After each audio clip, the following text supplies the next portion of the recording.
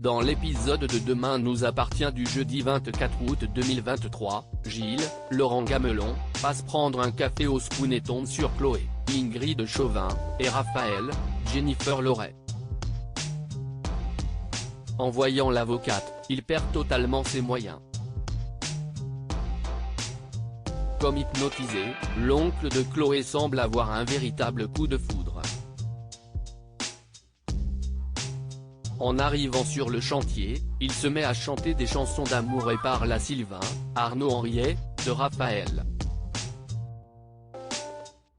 Il pense n'avoir aucune chance avec elle, notamment à cause de leur différence d'âge, mais Sylvain l'encourage à se lancer. Il n'a rien à perdre, après tout. Sur ce conseil, Gilles se rend au cabinet de Raphaël. Il lui offre un bouquet de fleurs et prétend avoir besoin de son aide pour faire installer une véranda sur son terrain. L'avocate souligne que le droit de l'urbanisme n'est pas sa spécialité. De plus, elle pense qu'il n'est pas vraiment là pour ses compétences professionnelles. Percé à jour, Gilles admet avoir un faible pour elle et l'invite à boire un verre, ce à quoi Raphaël répond qu'elle a déjà quelqu'un dans sa vie. Bien que déçu, Gilles reconnaît sa défaite. Il a toutefois bien du mal à se sortir l'avocate de la tête. Après avoir passé la nuit chez Lisa, Kevin Levy, Aaron, Stanley Coppet, se précipite à l'hôpital pour une opération. Il se croit en retard, mais Swasik, Charlie Nunn, et Renaud, Pierre Denis, lui font remarquer qu'il est venu travailler sur son jour de congé. Amusé, Swasik déclare que l'amour lui fait perdre la tête et l'invite à déjeuner. Elle en profite pour l'interroger sur sa relation avec Lisa, et Aaron s'avoue complètement sous le charme. En train de se promener avec Victoire, Solène Hébert, Lisa est surprise d'apercevoir Aaron en terrasse. Elle le soupçonne de lui avoir menti sur son emploi du temps et le confronte.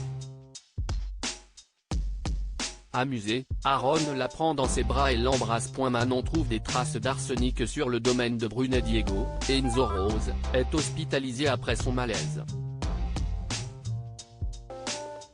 Il semble avoir fait une insolation, mais William, Kamel Benghazi, préfère le garder au cas où il s'agirait d'une intoxication.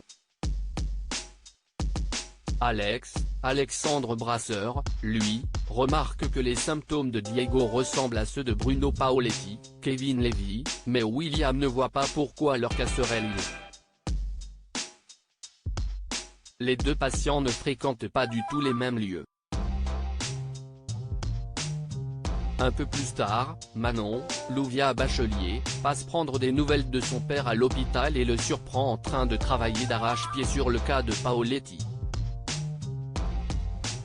La jeune femme ne comprend pas pourquoi il se donne du mal pour l'homme qui a failli le tuer, mais William commence à se demander si les cas de Paoletti et Diego ne seraient pas liés.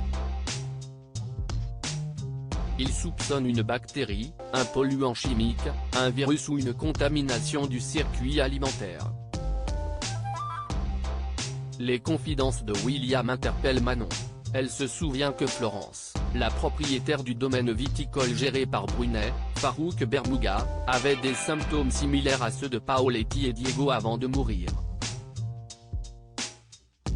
Pour en avoir le cœur net, elle consulte la déposition de Luc Messat. Elle remarque également que le chantier sur lequel travaillait Paoletti se trouvait juste à côté du domaine de Vaugrenier. Or, la nappe phréatique est la même pour l'exploitation et la maison en travaux. Intrigués, Manon et Nordine, Youssef Agal, se rendent sur le domaine. Ils y interrogent Jack, Dimitri Fouque, et Ryan, Sacha Birdie, qui confirme avoir été un peu malade la semaine précédente.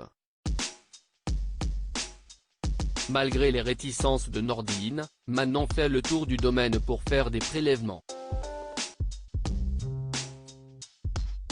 Elle trouve d'étranges bidons non étiquetés mais se fait surprendre par Brunet, qui lui rappelle qu'elle n'a aucun droit d'enquêter sans commission rogatoire.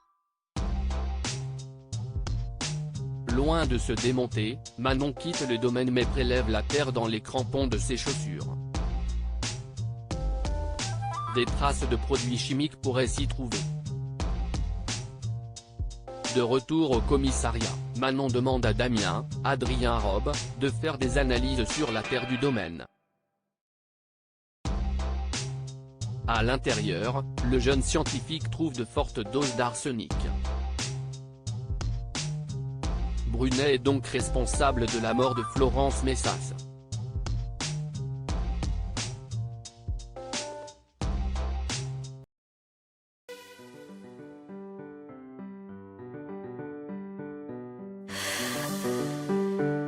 The man I love just had